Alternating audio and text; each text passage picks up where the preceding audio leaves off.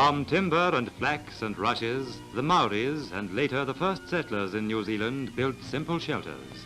The wealthier settlers often brought materials and fittings for their houses with them, and with the good traditions of Georgian architecture, built homes that most of us would be pleased to live in today. This house, built by Busby at Waitangi in 1833, was restored in 1934. One of the architects was Mr. W.M. Page. Busby's house even today would be a good house to live in. And there were others like it, built at that time. The mission house at Tauranga was completed in 1847 and has been perfectly preserved by its present owner, Miss Alice Maxwell. This is also a good house by modern standards.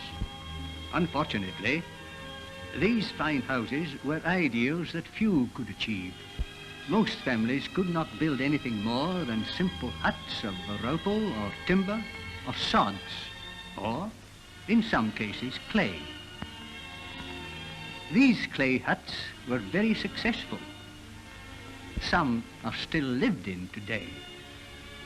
Their simplicity and grace are the result of their builders having little time for fanciful decoration.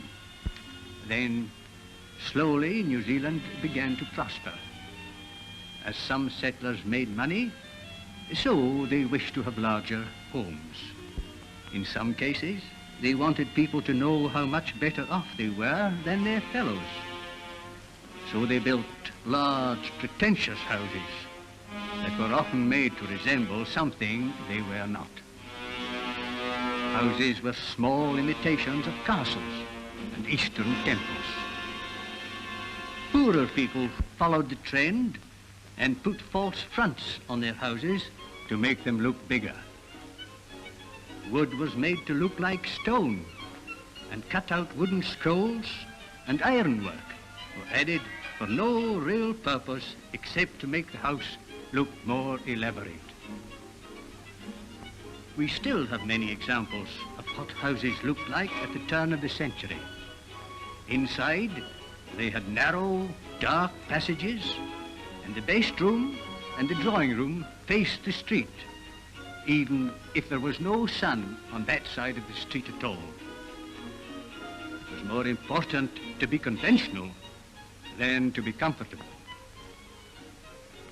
Later, we became modern and had equally complicated and meaningless designs with lots of ornamentation, but because we used straight lines, we thought it gave us a right to laugh at the Victorians. I'm afraid none of these so-called improvements have given us the simplicity, repose, and grace of the houses that had been built 100 years before.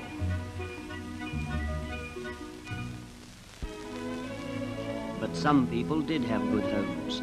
Houses that weren't modernistic or period or quaint, but that faced the sun and suited the climate and didn't pretend to be anything else but good common-sense houses for New Zealanders to live in. But we hadn't enough of them.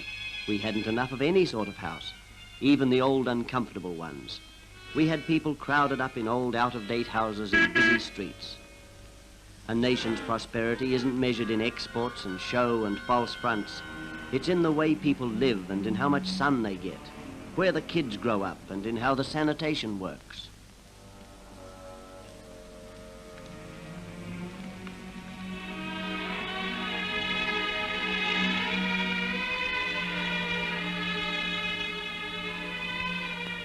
"40,000 families living in houses that should have been pulled down, living in rooms and flats, wherever they could find a roof over their heads.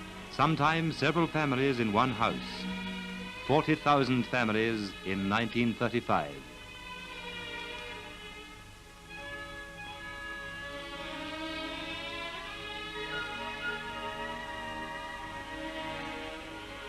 As economic conditions improved, they looked for better accommodation. Young people who had been living with their parents wanted their own homes. But New Zealand was house hungry, and young people didn't find it easy.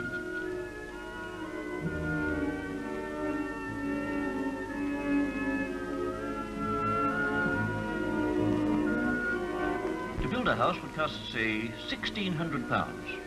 I presume you haven't that amount in cash? Well, most of us haven't. You could borrow the money on mortgage by obtaining either a private loan, a building society loan, or a state advances loan. And what cash would we need to have?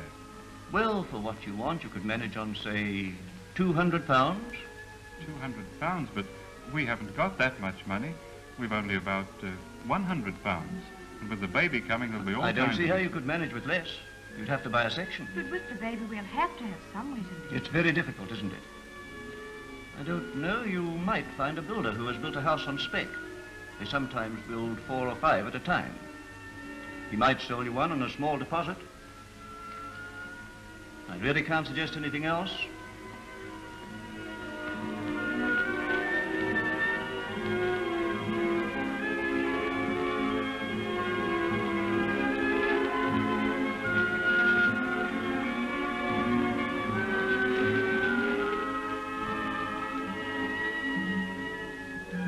If you hadn't the deposit, you couldn't buy, you couldn't build. You had to rent. Rents were high and houses were short. You took what you could get.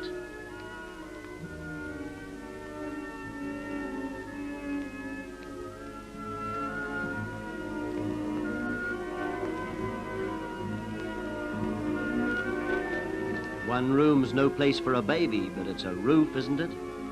It's a dining room, it's a kitchen, it's a nursery and a front hall and a laundry and a playroom and a living room.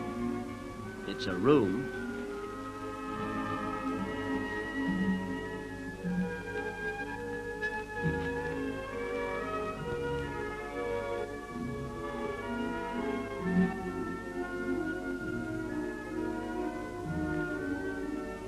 You'll take it?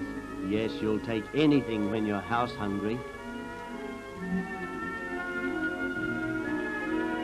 Don't be fussy, it's a roof over your head, isn't it?